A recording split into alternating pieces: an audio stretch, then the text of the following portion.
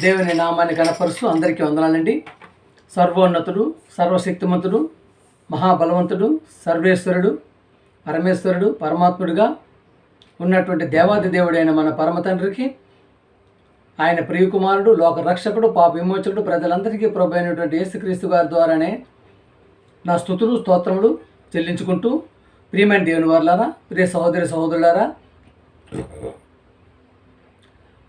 లోక రక్షకుడు, పాప విమోచకుడు, ప్రజలందరికీ ప్రభు అయిన యేసుక్రీస్తు గారు ద్వారానే, అలానే యేసు ప్రభువుని దేవుడు కుమారుడిగా అంగీకరించి ఆయన నామంలో బాప్టిజం తీసుకొని ఆయన సమూహంలో యాజక సమూహంగా పనిచేస్తున్న ప్రతి ఒక్కరికి ప్రభు పేరిట నా వందనములు శుభములు తెలియజేసుకుంటున్నానండి. ప్రియ సహోదరులారా, పాట పాడుకుంటూ తర్వాత వాక్యానికి వెళ్దామండి.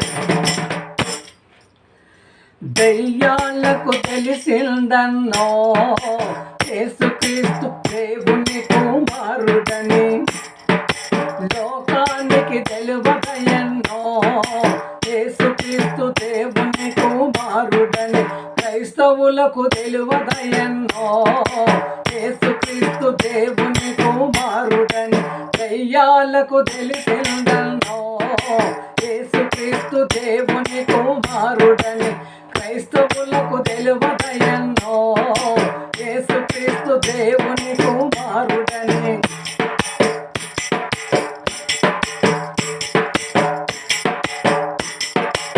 తండ్రి అయిన దేవుడు రక్తము చిందించలేదు, కుమారుడే యేసుక్రీస్తు రక్తము చిందించినాడు. తండ్రి అయిన దేవుడు రక్తము చిందించలేదు, కుమారుడే యేసుక్రీస్తు రక్తము చిందించినాడు. తండ్రి అయిన దేవుణ్ణి కుమారుణ్ణి ఒప్పుకొనక ఉన్నారు, వారే వంచకులు, క్రీస్తుకు విరోధులై ఉన్నారు. యేసు దైవ కుమారుడని ఎరుగుటయే మనకు నిత్య జీవము, దెయ్యాలకు తెలిసిందన్నో యేసుక్రీస్తు దేవుని కుమారుడని, లోకానికి తెలువదయన్నో యేసుక్రీస్తు దేవుని కుమారుడని, ఈ క్రైస్తవులకు తెలువదయన్నో యేసుక్రీస్తు దేవుని కుమారుడని.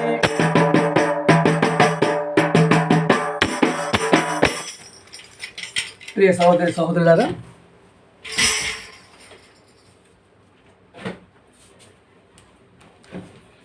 వాక్యానికి వెళదామండి. ప్రియమైన దేవుని వారలారా,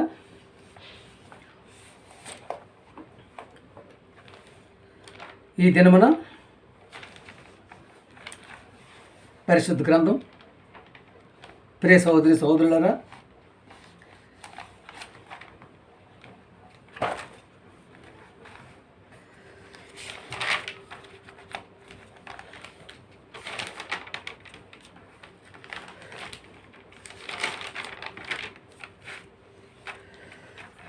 బైబిల్ గ్రంథం,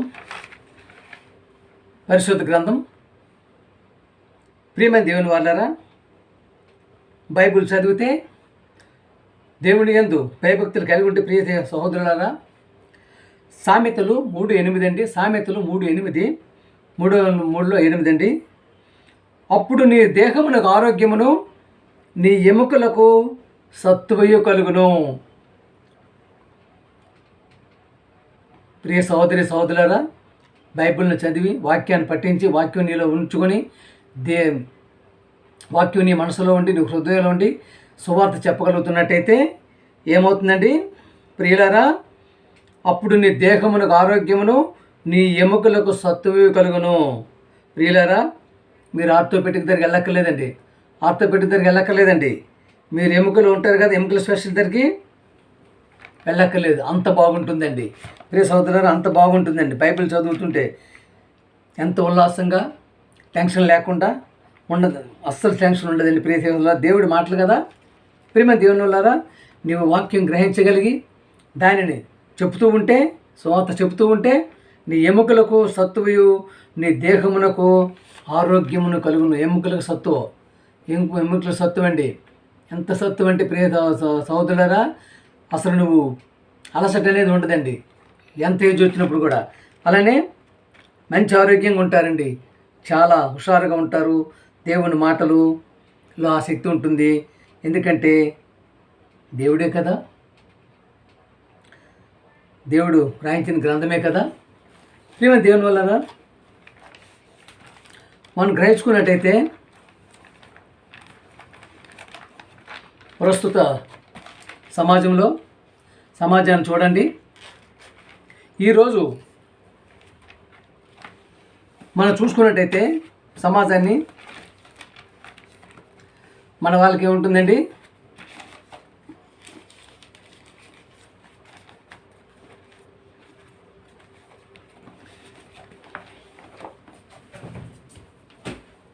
ప్రియమైన దేవుని వాళ్ళరా,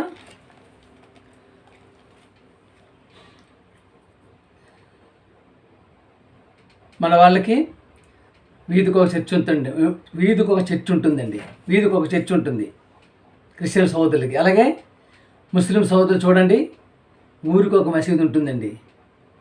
అలాగే హైందవ సహోదరులు చూడండి, ప్రియమైన దేవుని వల్ల ఎక్కడ చూసినా మందిరాలే, చూసారా, ఎక్కడ చూసినా దేవాలయాలే, ఎక్కడ చూసినా భక్తులే, ఎక్కడ చూసినా దేవాలయాలే, ఎక్కడ చూసినా మందిరాలే, భక్తులే. ప్రియ సహోదరులారా, చెప్పాను కదా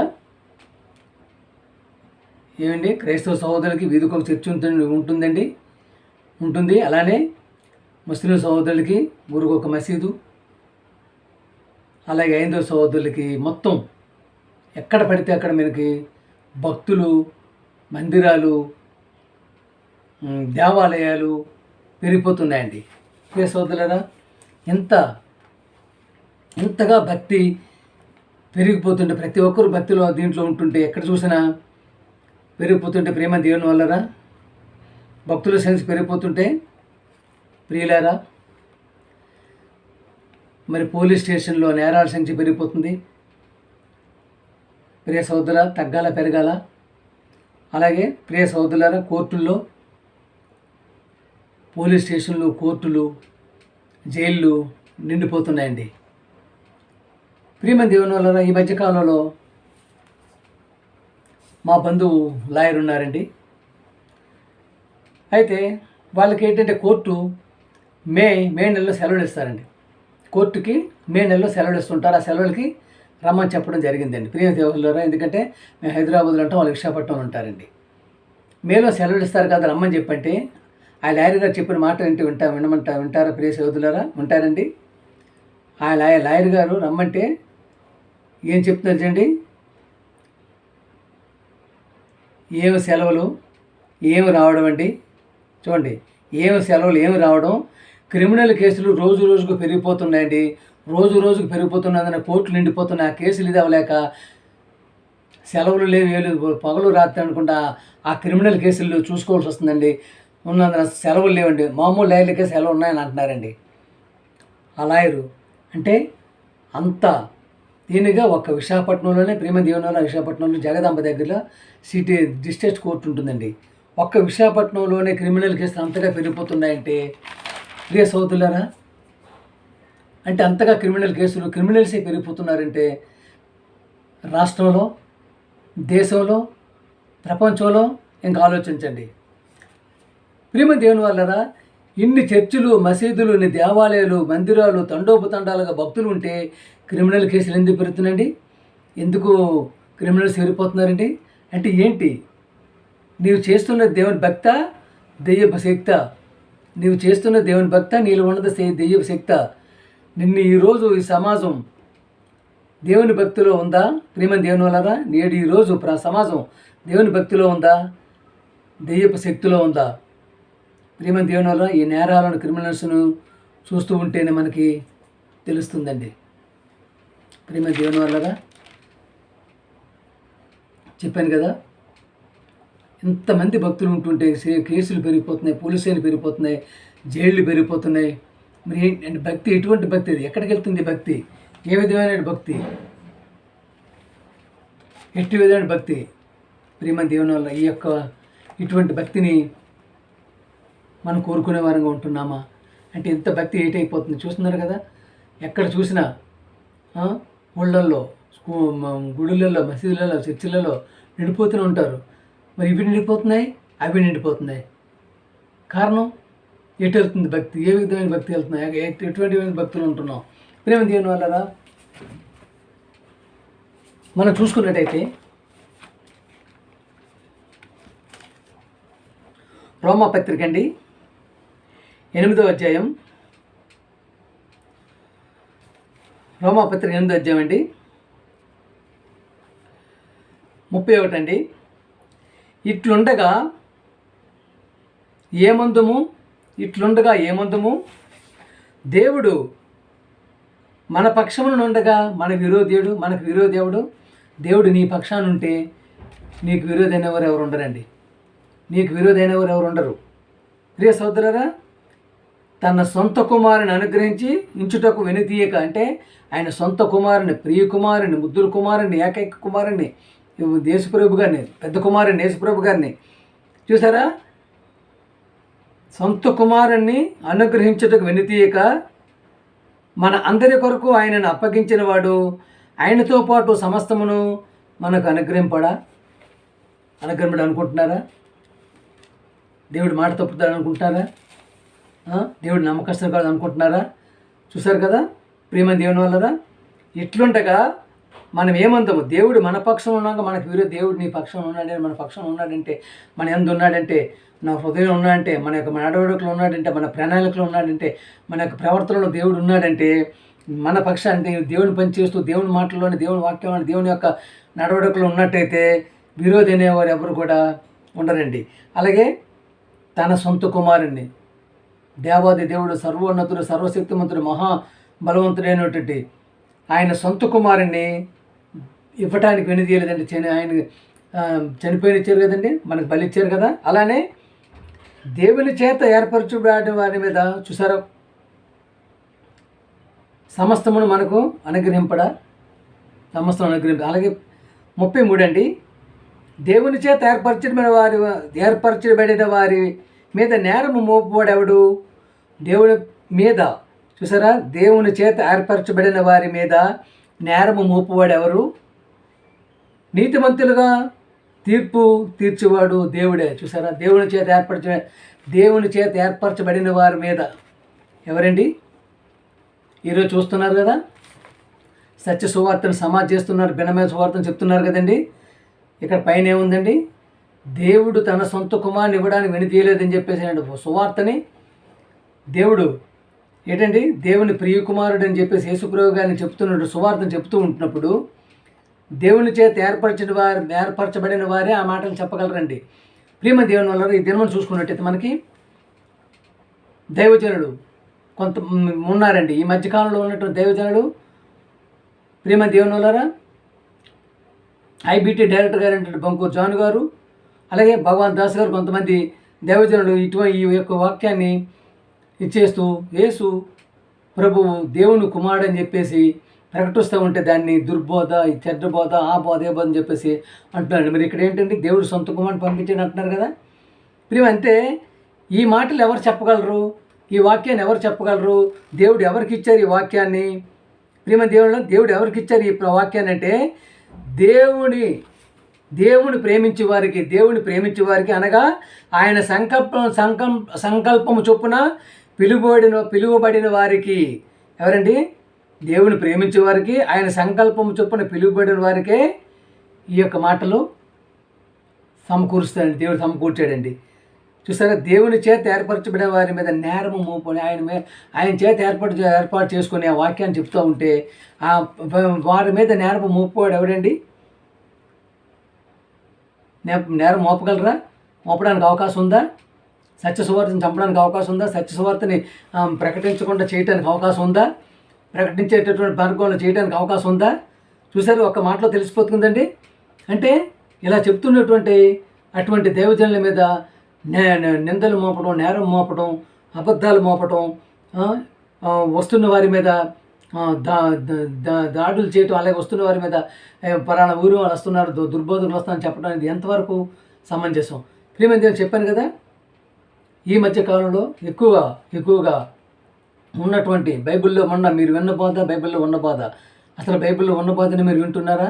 మీరు విన్న బోధ అసలు బైబిల్లో ఉంటుందా ఆయన సక్రమంగా ఉన్నటువంటి నిజాయితీగా ఉన్నటువంటి సత్యమైనటువంటి వార్తను ప్రకటించబోతుండగా చెప్పాను కదండి, ఎంతోమంది వీటి మీద ఇదవుతూ ప్రేమ దేవుని వల్లదా చెప్పాను కదా, దేవుని చేత ఏర్పరిచిన వారే ఈ యొక్క మాటలు చెప్పగలరండి. దేవుని చేత ఏర్పరచబడిన వారే, దేవుని యందు ఉన్నవారే, దేవుని సంకల్పం ఉన్నవారే, దేవుని ప్రణాళికలు ఉన్నవారే ఈ వాక్యాన్ని చెప్పగలరండి. యేసు ప్రభువు 100కి 100% దేవుని కుమారుడు అనేటటువంటి బైబిల్ ధృవీకరించడం జరిగింది. అదే మాటను చెప్పడానికి వెళ్తున్నటువంటి చెప్పాను కదండి, institute of Bible technology director ఏంటి డాక్టర్ బొంకూరు జాన్ గారు, అలాగే మిర్యాలగూడ భగవాన్ దాస్ గారు, ఇంకా కొంతమంది దైవజనులు ఉన్నారండి. వీళ్ళందరూ రాంబాబు గారు, అలాగేనండి నిజామాబాద్లో ఉన్నటువంటి నతనయ్యల్ గారు, ఇటువంటి రాజేష్ గారు, నవీన్ గారు, ఇలా చాలామంది ఇటువంటి వారు అంటే వీళ్ళందరూ ఏంటంటే దేవుని చేత ఏర్పరచబడిన వారు కనుకనే ఈ వాక్యాన్ని చెప్పగలుగుతున్నారు. కనుకనే దీన్ని చెప్తున్నటువంటి, దీన్ని అడ్డుకుంటున్నటువంటి ప్రతి ఒక్కరు కూడా దుర్బోధల వైపు చెప్పిన భిన్నమైన సువార్తల వైపు అయిపోయి ప్రేమ దేవుని దాడులకి ప్రేరేపించేవారుగా వెళ్ళిపోతుంది. దాడులకి పాపం బలైపోతున్నారు. ప్రేమ అందుకనే బైబిల్ గ్రంథాన్ని క్షుణ్ణంగా చదవాలి, చాలా లోతుల్లోకి వెళ్ళాలి. ఎంతో గ్రహిస్తేనే కానీ, ఎంతో పఠిస్తేనే కానీ, ఎంతో దాన్ని లోతుల్లోకి వెళ్ళి ధ్యానిస్తేనే కానీ, దివారాత్రులు ధ్యానించేవాడు ధన్యుడు అన్నారు కదండి బైబిల్ని. చూశారు కదండి, మనకి కీర్తనలో మొదట్లో ఉంటుంది కదండి, కీర్తన మొదటి అధ్యాయం ఏముంటుందండి, బైబిల్ దివారాత్రులు ధ్యానించబడి ఉంటుందా లేదా చూసారా. యెహోవా ధర్మశాస్త్రమందు ఆనందించుచు దివారాత్రులు దాన్ని ధ్యానించేవాడు ధన్యుడు. చూసారా, దివారాత్రులు దాన్ని చెప్పగలిగినప్పుడే దీన్ని ఇటువంటి వాక్యాలు వెలుగు తీసి సత్యాన్ని చెప్పడానికి అవకాశం ఉంటుందండి. ప్రియమైన దేవుని వాళ్ళు అందుకనే ప్రతి ఒక్కరూ ఈ యొక్క మాటలని సత్యాన్ని గ్రహించేవారిగా ఉండాలని చెప్పి కోరుకుంటూ పాట పాడుకుందామండి.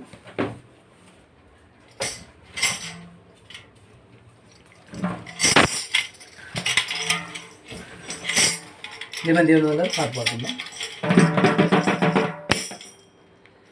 దయ్యాలకు తెలిసిందన్నో యేసుక్రీస్తు దేవుని కుమారుడని, క్రైస్తవులకు తెలువదయన్నో యేసుక్రీస్తు దేవుని కుమారుడని.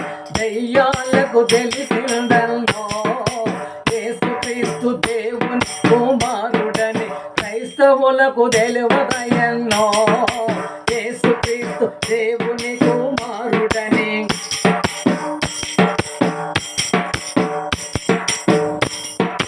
తండ్రి అయిన దేవుడు రక్తము చిందించలేదు, తండ్రి అయిన దేవుడు రక్తము చిందించలేదు, కుమారుడే యేసుక్రీస్తు రక్తము చిందించినాడు, కుమారుడే యేసుక్రీస్తు రక్తము చిందించినాడు. తండ్రి అయిన దేవుణ్ణి కుమారుణ్ణి ఒప్పుకొనక ఉన్నారు వారే వంచకులు, క్రీస్తుకు విరోధులై ఉన్నారు. యేసు దైవ కుమారుడిని ఎరుగుటయే మనకు నిత్య జీవము, దయ్యాలకు తెలిసిందన్నో యేసుక్రీస్తు దేవుని కుమారుడని, క్రైస్తవులకు తెలువదయన్నో యేసుక్రీస్తు దేవుని కుమారుడని.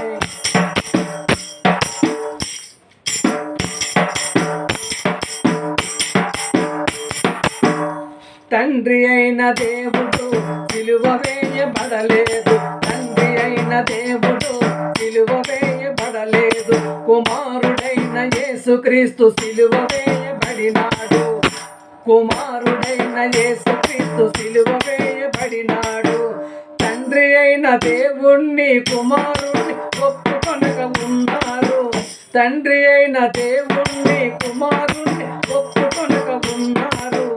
వారే దుష్టులు, క్రీస్తుకు శత్రువులై ఉన్నారు, వారే దుష్టులు, క్రీస్తుకు శత్రువులై ఉన్నారు. యేసు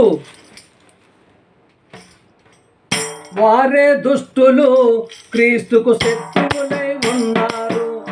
దేవుని ప్రియ కుమారుడని ఎరుగుటయే, యేసు దేవుని ప్రియ కుమారుడని ఎరుగుటయే మనకు నిత్య జీవము. దయ్యాలకు తెలిసిందన్నో యేసుక్రీస్తు దేవుని కుమారుడని క్రైస్తవులకు తెలువదయన్నో యేసుక్రీస్తు దేవుని కుమారుడని.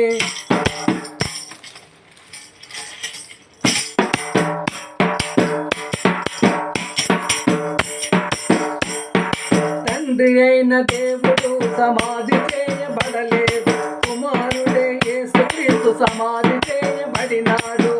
తండ్రి అయిన దేవుడు సమాధి చేయబడలేదు, కుమారుడే యేసు సమాధి చేయబడినాడు. దేవుని అద్వితీయ కుమారుణ్ణి ఒప్పుకొనక ఉన్నారు, దేవుని అద్వితీయ కుమారుణ్ణి ఒప్పుకొనక ఉన్నారు. వారే దుష్టులు, తండ్రికి విరోధులై ఉన్నారు. దేవుడు పంపిన కుమారుడని ఎరుగుటై మనకు నిత్య జీవము దయ్యాలకు తెలిసిందన్నో యేసుక్రీస్తు దేవుని కుమారుడని క్రైస్తవులకు తెలువదయన్నో యేసుక్రీస్తు దేవుని కుమారుడని దయ్యాలకు తెలిసిందన్నో యేసుక్రీస్తు దేవుని కుమారుడని క్రైస్తవులకు తెలువదయన్నో యేసుక్రీస్తు దేవుని కుమారుడని. ప్రియమైన దేవుని వాళ్ళారా, ప్రియ సహోదరి సహోదరులారా, వాక్యం నచ్చినట్టయితే ప్రతి ఒక్కరూ సబ్స్క్రైబ్ చేయండి, షేర్ చేయండి, ప్రతి ఒక్కరికి పంపించమని కోరుకుంటూ ప్రభు పేట అందరికీ వందనాలు తెలియజేసుకుంటున్నాను అండి. మీ ఈశ్వరరావు.